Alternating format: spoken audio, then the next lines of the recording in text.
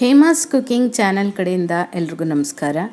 ಬನ್ನಿ ಇವತ್ತು ಬಿಸಿ ಬಿಸಿಯಾಗಿ ಚೋಲೆ ಭಟೂರ ಮಾಡೋಣ. ತುಂಬಾ ರುಚಿಯಾಗಿರುತ್ತೆ. ಭಟೂರ ಅಂತೂ ಎಷ್ಟು ಸಾಫ್ಟಾಗಿರುತ್ತೆ ಗೊತ್ತಾ, ಬಾಯಲ್ಲಿಟ್ಟರೆ ಹಾಗೆ ಕರ್ಗೋಗಿಬಿಡಬೇಕು ಅಂಥ ರೆಸಿಪಿನ ಇವತ್ತು ನಾನು ನಿಮಗೆ ತೋರಿಸ್ತಾ ಇದ್ದೀನಿ. ಮೊದಲನೇದಾಗಿ ಒಂದು ಟೀ ಸ್ಟ್ರೈನರ್ ಒಳಗಡೆ 1 ಟೀ ಸ್ಪೂನಷ್ಟು ಟೀ ಪೌಡರ್ನ ಹಾಕ್ಕೋಬೇಕು. ಇದು ಒಳ್ಳೆ ಕಲರ್ ಕೊಡುತ್ತೆ ನಮಗೆ ಚೆನ್ನಾಗೆ. ಹಾಗೆ 1 ಕಪ್ ಏಲಕ್ಕಿ, ಇದು ಒಳ್ಳೆ ಸುವಾಸನೆ ಕೊಡುತ್ತೆ. ಜೊತೆಗೆ ಒಂದು ಸಣ್ಣದು ನಾವು ರೆಗ್ಯುಲರಾಗಿ ಉಪಯೋಗಿಸುವಂಥ ಏಲಕ್ಕಿ, ಸಣ್ಣ ಪೀಸಷ್ಟು ಚಕ್ಕೆ, 3ರಿಂದ 4 ಲವಂಗ, ಹಾಗೆ 1 ಪಲಾವ್ ಎಲೆನ ಸ್ವಲ್ಪ ಕಟ್ ಮಾಡಿಬಿಟ್ಟು ಹಾಕ್ಕೋತಾ ಇದ್ದೀನಿ. ನಾನು ಇದೆಲ್ಲದನ್ನು ಈ ಟೀ ಸ್ಟ್ರೈನರ್ ಒಳಗಡೆ ಹಾಕ್ಕೋತಾ ಇದ್ದೀನಿ. ನೀವು ಬೇಕಿದ್ರೆ ಒಂದು ಸಣ್ಣ ಬಟ್ಟೆನಲ್ಲಿ ಇದೆಲ್ಲದನ್ನು ಕಟ್ಟಿಬಿಟ್ಟು ಕಾಬೂಲ್ ಕಡಲೆಕಾಳು ಜೊತೆ ಬೇಯಿಸ್ಕೋಬೋದು, ಹಾಗೆ ಕೂಡ ಮಾಡ್ಕೋಬೋದು. ಇದೇ ಬೇಕಂತ ಏನಿಲ್ಲ.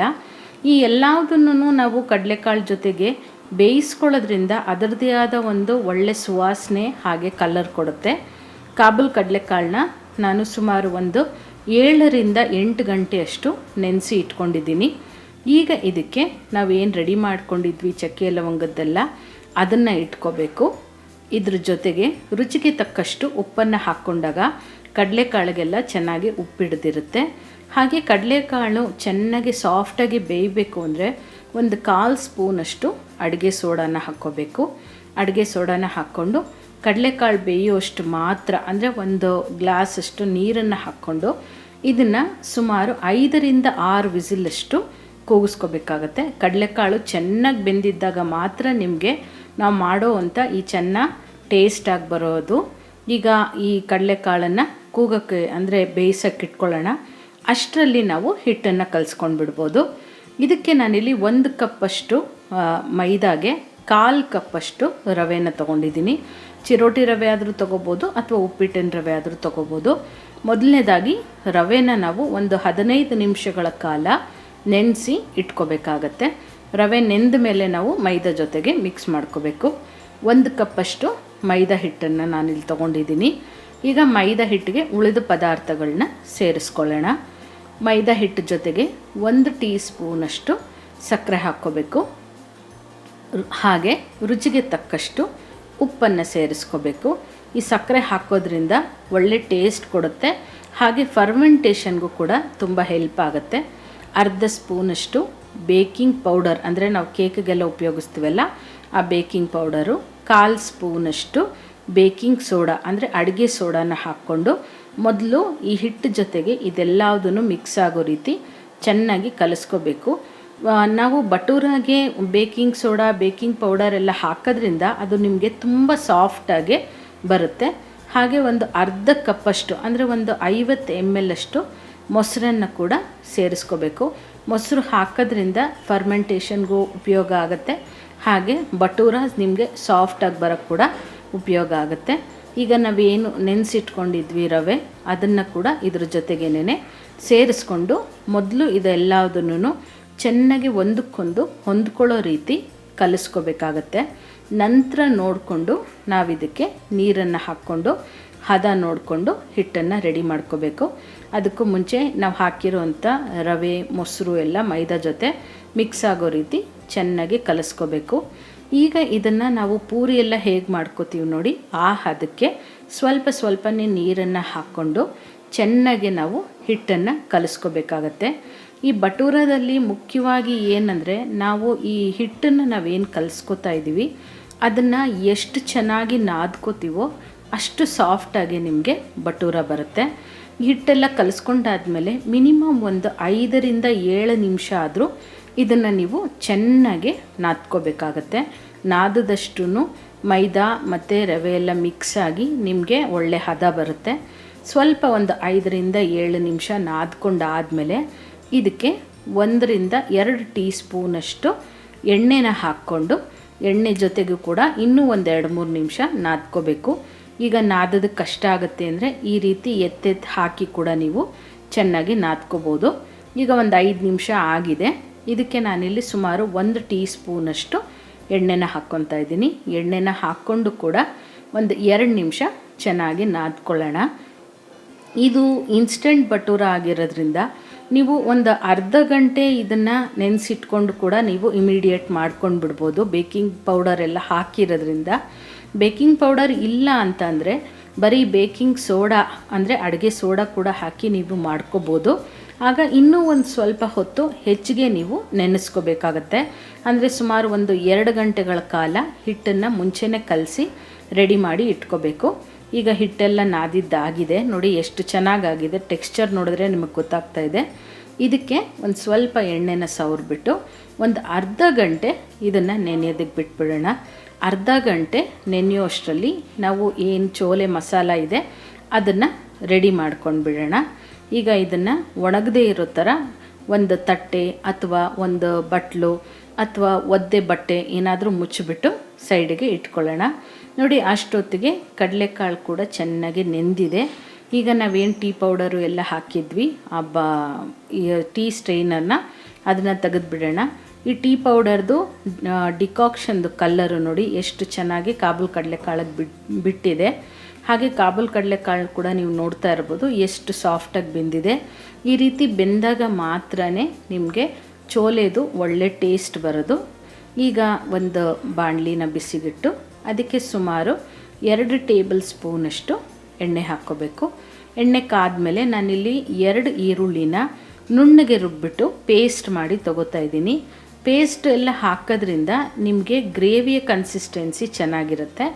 ಹಾಗಾಗಿ 2 ಈರುಳ್ಳಿನ ರುಬ್ಬಿಟ್ಟು ಸೇರಿಸ್ಕೊಳ್ಳಿ. ಈ ಈರುಳ್ಳಿ ಹೇಗಂದರೆ ನಿಮಗೆ ಅದು ಸ್ವಲ್ಪ ಕಂದು ಬಣ್ಣ ಬರೋವರೆಗೂ ನೀವು ಫ್ರೈ ಮಾಡ್ಕೋಬೇಕು. ನೀವು ಸ್ವಲ್ಪ ಫ್ರೈ ಮಾಡ್ತಾ ಇದ್ದಂಗೆ ಉಳಿದ ಪದಾರ್ಥಗಳು ಹಾಕ್ಬಿಟ್ರೆ ನಿಮಗೆ ಆ ಚೋಲೆದು ಟೇಸ್ಟೇ ಹೊಟ್ಟೋಗ್ಬಿಡುತ್ತೆ. ಹಾಗಾಗಿ ಈರುಳ್ಳಿನ ಪೇಸ್ಟನ್ನು ಚೆನ್ನಾಗೆ ಫ್ರೈ ಮಾಡ್ಕೊಳ್ಳೋದು ತುಂಬಾ ಮುಖ್ಯ. ನೋಡಿ, ಈಗ ಇದು ಸ್ವಲ್ಪ ಕಂದು ಬಣ್ಣ ಬಂದಿದೆ. ಇಷ್ಟು ಹುರ್ಕೊಂಡಾದಮೇಲೆ ಇದಕ್ಕೆ 1 ಟೀ ಸ್ಪೂನಷ್ಟು ಶುಂಠಿ ಹಾಗೂ ಬೆಳ್ಳುಳ್ಳಿ ಪೇಸ್ಟನ್ನು ಸೇರಿಸ್ಕೋಬೇಕಾಗತ್ತೆ. ಇದನ್ನು ಕೂಡ 1 ನಿಮಿಷ ಇದರಲ್ಲಿರುವಂಥ ಹಸಿ ವಾಸನೆ ಹೋಗೋವರೆಗೂ ಫ್ರೈ ಮಾಡ್ಕೋಬೇಕು. ಇದೆಲ್ಲ ಫ್ರೈ ಆಗೋಷ್ಟರಲ್ಲಿ ಇದಕ್ಕೆ ಒಂದು ಮಸಾಲೆನ ನಾವು ರೆಡಿ ಮಾಡ್ಕೋಬೇಕು. ಅದಕ್ಕೆ 1/4 ಸ್ಪೂನಷ್ಟು ಅರಿಶಿನ, 1 ಟೀ ಸ್ಪೂನಷ್ಟು ಕೆಂಪು ಮೆಣಸಿನ ಪುಡಿನ ತೊಗೊಂಡಿದ್ದೀನಿ. ಇದು ಸ್ವಲ್ಪ ಖಾರ ಇರುವಂಥ ಮೆಣಸಿನ ಪುಡಿ. ಹಾಗೆ 1/2 ಸ್ಪೂನಷ್ಟು ಕಾಶ್ಮೀರಿ ಲಾಲ್ ಮಿರ್ಚನ್ನು ತೊಗೊಂಡಿದ್ದೀನಿ. ಇದು ನಿಮಗೆ ಒಳ್ಳೆ ಬಣ್ಣನ ಕೊಡುತ್ತೆ, ಖಾರ ಕಮ್ಮಿ ಇರುತ್ತೆ. ಹಾಗೆ 1 ಟೀ ಸ್ಪೂನಷ್ಟು ಧನಿಯಾ ಪುಡಿ, 1/4 ಸ್ಪೂನಷ್ಟು ಜೀರಿಗೆ ಪುಡಿ. ಇದಿಷ್ಟನ್ನು ಸೇರಿಸ್ಕೊಂಡು ಒಂದು ಸರಿ ಎಲ್ಲದನ್ನು ಮಿಕ್ಸ್ ಮಾಡಿ ನಂತರ ನೀರಿನಲ್ಲಿ ಇದನ್ನು ಮಿಕ್ಸ್ ಮಾಡ್ಕೋಬೇಕು. ಈ ಮಿಶ್ರಣನ ಈ ರೀತಿ ಮಾಡಿ ನಾವು ಮಸಾಲೆಗೆ ಸೇರಿಸ್ಕೊಂಡಾಗ ನಿಮಗೆ ಈ ಪುಡಿಗಳೆಲ್ಲ ಎಣ್ಣೆಗೆ ಹಾಕಿದ ತಕ್ಷಣ ಸಿಯೋ ಚಾನ್ಸಸ್ ಕೂಡ ಇರಲ್ಲ. ಹಾಗೆ ಒಂದಕ್ಕೊಂದು ಚೆನ್ನಾಗಿ ಹೊಂದ್ಕೊಳ್ಳುತ್ತೆ ಅಂತ ಈ ರೀತಿ ನಾವು ಮಿಕ್ಸ್ ಮಾಡ್ಕೋಬೇಕಾಗತ್ತೆ. ಈ ರೀತಿ ಮಿಕ್ಸ್ ಮಾಡ್ಕೊಳ್ದೆ ಹಾಗೆ ಕೂಡ ಡ್ರೈ ಪೌಡರ್ನ ನಾವೇನು ಈರುಳ್ಳಿ ಎಲ್ಲ ಫ್ರೈ ಮಾಡ್ಕೊಂಡಿದ್ದೀವಿ ಅದಕ್ಕೂ ಕೂಡ ಸೇರಿಸ್ಕೋಬೋದು. ಈಗ ನೋಡಿ, ಮಾಡಿರೋವಂಥ ಮಿಶ್ರಣನ ಈರುಳ್ಳಿ ಫ್ರೈ ಮಾಡ್ಕೊಂಡಿದ್ವಲ್ಲ ಅದಕ್ಕೆ ಸೇರಿಸ್ಕೊತಾ ಇದ್ದೀನಿ. ಇದೇ ಬೌಲ್ಗೆ ಇನ್ನೂ 1 ಟೇಬಲ್ ಸ್ಪೂನಷ್ಟು ನೀರನ್ನು ಹಾಕ್ಕೊಂಡು ಸೇರಿಸ್ಕೊಂಡು ಈ ಮಸಾಲೆನಲ್ಲಿ ಇರುವಂಥ ಹಸಿ ವಾಸನೆ ಎಲ್ಲ ಹೋಗಿ ಎಣ್ಣೆ ತೇಲ್ ಬರೋವರೆಗೂ ಇದನ್ನು ಫ್ರೈ ಮಾಡ್ಕೋಬೇಕು. ಆಗ ನಾವು ಹಾಕಿರೋವಂಥ ಈ ಕೆಂಪು ಮೆಣಸಿನ ಪುಡಿ, ಧನಿಯಾ ಪುಡಿ ಎಲ್ಲ ಈರುಳ್ಳಿ ಜೊತೆಗೂ ಹೊಂದ್ಕೊಳ್ಳುತ್ತೆ. ಹಾಗೆ ನಿಮಗೆ ಒಳ್ಳೆ ಟೇಸ್ಟ್ ಕೂಡ ಕೊಡುತ್ತೆ. ಲೋ ಫ್ಲೇಮ್ನಲ್ಲಿ ಇಟ್ಕೊಳ್ಳೋಣ ಗ್ಯಾಸನ್ನು, ಇಲ್ಲ ಅಂದರೆ ಸೀದೋಗೋ ಚಾನ್ಸಸ್ ಇರುತ್ತೆ. ಒಂದು 2-3 ನಿಮಿಷ ಇದನ್ನು ಫ್ರೈ ಮಾಡಿಕೊಂಡ್ರೆ ಸಾಕು. ಅಷ್ಟರಲ್ಲಿ ನಿಮಗೆ ಚೆನ್ನಾಗಿ ಎಣ್ಣೆ ಬಿಟ್ಬಿಟ್ಟು ಮಸಾಲೆ ಎಲ್ಲ ಘಮ ಘಮ ಅಂತ ಚೆನ್ನಾಗಿ ಫ್ರೈ ಆಗಿರುತ್ತೆ. ಈಗ ನೋಡಿ, ಚೆನ್ನಾಗಿ ಮಸಾಲೆ ಎಲ್ಲ ಬೆಂದಿದೆ, ಸೈಡಲ್ಲೆಲ್ಲ ಎಣ್ಣೆ ಕೂಡ ಬಿಟ್ಟಿದೆ. ಈಗ ಇದಕ್ಕೆ 2 ಟೊಮೆಟೊ ಹಣ್ಣನ್ನು ಮಿಕ್ಸಿಗೆ ಹಾಕಿ ಪ್ಯೂರಿ ಮಾಡಿಕೊಂಡು ಅದನ್ನು ಈ ಮಸಾಲೆ ಜೊತೆಗೆ ಸೇರಿಸ್ಕೋಬೇಕು. ಇದು ಕೂಡ ನೀವು ಚೆನ್ನಾಗಿ ಎಣ್ಣೆ ಬಿಡೋವರೆಗೂ ಫ್ರೈ ಮಾಡ್ಕೋಬೇಕಾಗತ್ತೆ. ಈಗ ಇದೇ ಮಿಕ್ಸಿ ಜಾರ್ಗೆ ಒಂದು ಸ್ವಲ್ಪ ನೀರನ್ನು ಹಾಕ್ಕೊಂಡು ಅದನ್ನು ಕೂಡ ಸೇರಿಸ್ಕೊಂಡಿದ್ದೀನಿ. ಈಗ ಮೊದಲು ಇದೆಲ್ಲದನ್ನು ಒಂದು ಸರಿ ಮಿಕ್ಸ್ ಮಾಡ್ಕೊಂಡು ಬಿಡೋಣ. ಈ ಹಂತದಲ್ಲೇ ನಾವು ಇದಕ್ಕೆ ರುಚಿಗೆ ತಕ್ಕಷ್ಟು ಉಪ್ಪನ್ನು ಕೂಡ ಹಾಕಿದಾಗ ಮಸಾಲೆಗೆ ನಿಮಗೆ ಚೆನ್ನಾಗಿ ಉಪ್ಪಿಡ್ದಿರುತ್ತೆ. ಹಾಗೆ ಇದೇ ರೀತಿ ನಾನು ಸುಮಾರು ಬ್ರೇಕ್ಫಾಸ್ಟ್ ರೆಸಿಪಿಗಳನ್ನ ಕೂಡ ತೋರಿಸಿದ್ದೀನಿ. ನೀವು ನನ್ನ ಚಾನಲಲ್ಲಿ ಹೋಗಿ ಬ್ರೇಕ್ಫಾಸ್ಟ್ ಪ್ಲೇ ಲಿಸ್ಟನ್ನು ನೋಡಿದ್ರೆ ನಿಮಗೆ ಗೊತ್ತಾಗುತ್ತೆ. ಹಾಗೆ ಈ ವಿಡಿಯೋ ಎಂಡ್ ಸ್ಕ್ರೀನ್ನಲ್ಲಿ ಕೂಡ ನಾನು ಬ್ರೇಕ್ಫಾಸ್ಟ್ ಪ್ಲೇ ಲಿಸ್ಟನ್ನು ಹಾಕಿರ್ತೀನಿ, ಒಂದು ಸರಿ ಚೆಕ್ ಮಾಡ್ಕೊಳ್ಳಿ. ಈಗ ರುಚಿಗೆ ತಕ್ಕಷ್ಟು ಉಪ್ಪನ್ನು ಹಾಕಿದ್ದೀನಿ. ಈಗ ಮೀಡಿಯಮ್ ಫ್ಲೇಮ್ನಲ್ಲಿ ಸುಮಾರು ಒಂದು 4-5 ನಿಮಿಷ ಹುರ್ಕೊಂಡಾಗ ನಿಮಗೆ ಈ ರೀತಿ ಎಣ್ಣೆ ಎಲ್ಲ ಬಿಟ್ಟು ಮಸಾಲೆ ಎಲ್ಲ ಚೆನ್ನಾಗಿ ಬೆಂದಿರುತ್ತೆ. ನಿಮಗಿದು ಈಗ ಸ್ವಲ್ಪ ಗಟ್ಟಿ ಅನ್ನಿಸ್ತಿದೆ ಅಲ್ವಾ? ಈಗ ಇದಕ್ಕೆ ಒಂದು ಸ್ವಲ್ಪ ನೀರನ್ನು ಹಾಕ್ಕೊಂಡು ಈ ಮಸಾಲೆನೆಲ್ಲ ನಾವು ಒಂದು ಗ್ರೇವಿ ಕನ್ಸಿಸ್ಟೆನ್ಸಿಗೆ ಮಾಡ್ಕೊಳ್ಳೋಣ. ಈ ಹಂತದಲ್ಲಿ ಇದಕ್ಕೆ ಆದಷ್ಟು ಬಿಸಿ ನೀರನ್ನ ಉಪಯೋಗಿಸೋದು ಒಳ್ಳೆಯದು. ಏನಕ್ಕೆ ಅಂದರೆ ಆಯುರ್ವೇದದ ಪ್ರಕಾರ ನಾವು ಮಾಡಿದಂಥ ಅಡುಗೆಗೆ ತಣ್ಣೀರನ್ನ ಹಾಕಿ ಕುದಿಸಿ ಅದು ಮತ್ತೆ ಬಿಸಿ ಆದಾಗ ಅದರಲ್ಲಿರುವಂಥ ವ್ಯಾಲ್ಯೂಸ್ ಎಲ್ಲ ಹೊರಟೋಗುತ್ತೆ ಅಂತ ಹೇಳ್ತಾರೆ. ಹಾಗಾಗಿ ಆದಷ್ಟು ಬಿಸಿ ನೀರನ್ನ ಉಪಯೋಗಿಸೋದು ಒಳ್ಳೆಯದು. ಈಗ ಈ ಮಸಾಲೆ ಎಲ್ಲ ನೀರೆಲ್ಲ ನಾವೇನು ಹಾಕಿದ್ದೀವಿ ಒಂದು ಕುದಿ ಬರೋಷ್ಟು ಕುದಿಸ್ಕೊಳ್ಳೋಣ. ಈಗ ನೋಡಿ ಒಂದು ಕುದಿ ಬಂದಿದೆ. ಈ ಹಂತದಲ್ಲಿ ನಾವೇನು ಕಡಲೆಕಾಳೆಲ್ಲ ಬೇಯಿಸಿ ಇಟ್ಕೊಂಡಿದ್ವಿ ಅದನ್ನು ಈಗ ಇದಕ್ಕೆ ಸೇರಿಸ್ಕೋಬೇಕಾಗತ್ತೆ. ಇದನ್ನು ಸೇರಿಸ್ಕೊಂಡು ಕೂಡ ನಾವು ಸುಮಾರು ಒಂದು 5-6 ನಿಮಿಷ ಚೆನ್ನಾಗಿ ಕುದಿಸ್ಕೋಬೇಕು. ಈ ಕಡಲೆಕಾಳುಗೆಲ್ಲ ಚೆನ್ನಾಗಿ ಮಸಾಲೆ ಎಲ್ಲ ಹಿಡಿದು ಅದರ ಫ್ಲೇವರ್ ಎಲ್ಲ ಬಿಟ್ಕೋಬೇಕು. ಹಾಗಾಗಿ ಒಂದು 5-6 ನಿಮಿಷ ಇದನ್ನು ಕುದಿಸ್ಕೋಬೇಕಾಗತ್ತೆ. ಈ ಹಂತದಲ್ಲಿ ಇದಕ್ಕೆ ಸುಮಾರು ಒಂದು ಅರ್ಧ ಸ್ಪೂನಷ್ಟು ಗರಂ ಮಸಾಲ ಹಾಗೆ ಅರ್ಧ ಸ್ಪೂನಷ್ಟು ಕಸೂರಿ ಮೇಥಿನ ಹಾಕ್ಕೋಬೇಕು. ಈ ರೀತಿ ಗರಂ ಮಸಾಲ ಮತ್ತು ಕಸೂರಿ ಮೇಥಿನ ಲಾಸ್ಟಲ್ಲಿ ಸೇರಿಸೋದ್ರಿಂದ ಅದರದ್ದು ಫ್ಲೇವರು ತುಂಬಾ ಚೆನ್ನಾಗಿರುತ್ತೆ. ಹಾಗಾಗಿ ಲಾಸ್ಟಲ್ಲಿ ಇದನ್ನು ಹಾಕ್ಕೊಂಡು ಒಂದು 5-6 ನಿಮಿಷ ಈ ಮಸಾಲೆನ ಕುದಿಸ್ಕೊಂಡ್ರೆ ನಿಮಗೆ ಬಿಸಿ ಬಿಸಿಯಾದಂಥ ಚೋಲೆ ಮಸಾಲ ಅಥವಾ ಚೆನ್ನ ಮಸಾಲ ಏನಾದರೂ ಹೇಳ್ಬೋದು, ರೆಡಿಯಾಗಿಬಿಡುತ್ತೆ. ನೀವು ಇದನ್ನು ಬರೀ ಈ ಭಟೂರ ಜೊತೆ ಒಂದೇ ಅಂತಲ್ಲ, ಈ ಗ್ರೇವಿನ ನೀವು ಚಪಾತಿ ಜೊತೆಗೆ ತಿನ್ಬೋದು, ಪರೋಟ ಜೊತೆಗೆ, ಹಾಗೆ ರೋಟಿ, ನಾನ್, ಕುಲ್ಚಾ ಎಲ್ಲದರ ಜೊತೆಗೆ ಕೂಡ ತುಂಬಾ ಚೆನ್ನಾಗಿರುವಂಥ ಒಂದು ಗ್ರೇವಿ ಇದು.